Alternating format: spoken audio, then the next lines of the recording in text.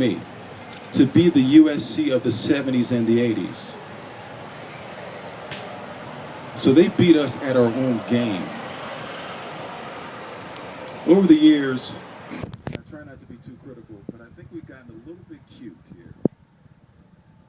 You know, we have what I would call, we have great ornaments on the tree. We got some of the best wide receivers in the game. But the tree itself, isn't very strong. And for me, the tree is the O-line and D-line. Of course, guys like myself get all the credit.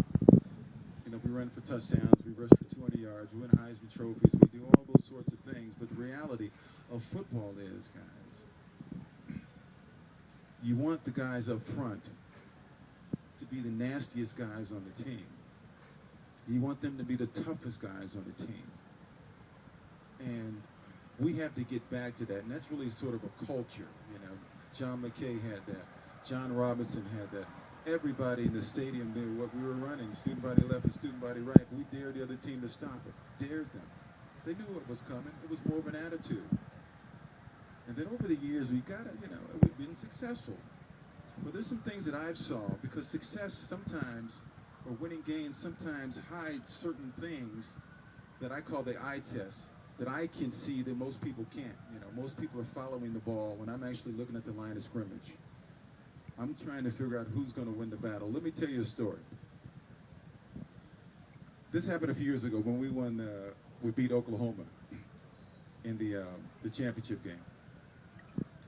Guys, I was on the phone with Ronnie Lott. We were watching the game. He was up north, talking to him, and I said, Ronnie, I just want to see the first two series, and I'll tell you who will win this game. Well, I saw what I needed to see. I went into my closet, and I got my Letterman jacket, and I threw it on the coffee table. I got my Heisman trophy out of the case, and I put it on the coffee table. And I got a USC hat, and I put that on the coffee table as well. I think it was my Rose Bowl ring. And I called Ronnie back and said, Ronnie, we are going to kick their you-know-what. Because I saw the play at the line of scrimmage. And it's a culture that we used to have, and I think we have to get back to it. And I said, this to some friends of mine, I said, if our eyes are open, Stanford may be the best thing that ever happened to us, if our eyes are open. If we don't dismiss this as just a bad game. There's a culture I think we need to return to that's kicking people's butt first, and they're getting tricky later. We're starting to get too cute early on in the game. Smoke screens here, smoke screen there, everything behind the line of scrimmage, but nobody's dominating up front. What happens is, because I got into this this culture at USC, I always told, when I went to the pros, I always told the coach, if I don't get the ball first, call a running play so I can hit somebody. Because I need to get into a physical mode. Because if you put me in a passive mode, I'll be passive the whole game. And it's easy to go from physical to passive, or to finesse rather. But it's hard to go from finesse to physical. So that was something I saw last week, and not just last week, some of the things that I've saw over the last couple of years. And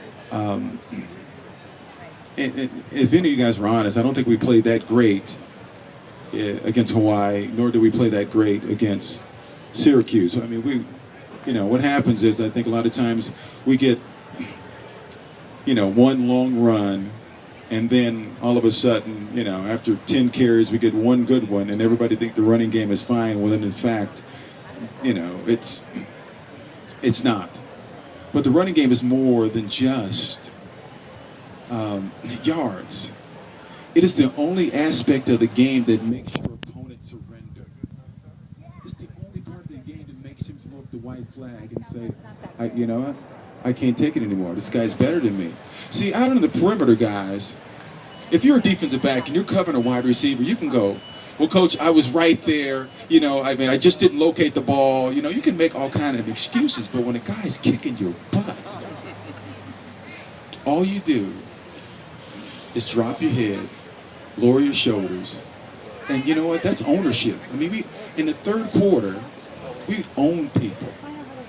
That's why USC could always go to the SEC and play whoever, because we understood the culture, the philosophy of football, and that is kicking your butt. We understood psychological warfare, and that is kicking your butt.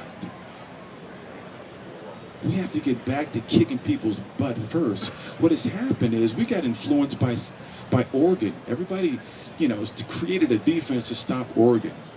You know, they spread everybody out. All the defensive players now are getting smaller at the line of scrimmage because they want them to, obviously, to cover more space. But it doesn't matter how quick they are, but if they're dominant, that quarterback never has time to throw the ball. You always want to make a quarterback play faster than he wants to. And when you have a 4-3, the most important guys on the line of scrimmage are the ones in the middle. Because you know what? They put pressure on the quarterback. That's when quarterbacks get spooked. They don't get spooked by the guys out on the edge because guys like, you know, good quarterbacks like Mac just step up in the pocket and throw the ball. But when they get pressure down your face, you know, that's critical. So the line of scrimmage for me is really everything, guys. I mean, and I've been lucky, guys. I was the first back to gain 2,000 yards in college and stuff, but I didn't do it out of those guys. I mean, I was the first one to recognize that. I mean, certainly there were certain things that I had to do beyond the line of scrimmage, but initially, those are the guys that make it happen. And defensively, the same thing. You know, we always say offense sells tickets and defense wins championships. It's the same thing. It always starts with the D line. I mean, if you look at a 3-4 defense, it's really designed. You have a nose guard. Your nose guard is supposed to be the baddest guy in the field because he's taking double teams all the time. Then you got two defensive tackles. But the guy in the nose, again, is protecting the two linebackers. So that defense is designed for linebackers to thrive. Now, a 4-3 is designed for, depending on the size of your two defensive tackles,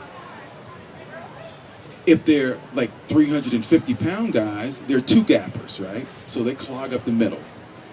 But if they're like 290-something pound guys, those guys have one gap, and they're supposed to pass rush. But it all comes down to what's up front on both sides of the ball. And if we want to be great as we used to be, as we will be, we got to get back to dominating the line of scrimmage. Oregon will be a footnote, guys. I mean, when you look at their history, there goes the coach over there. It goes Michael Cooper. He's one of my favorites. But hey, coach, I'm doing.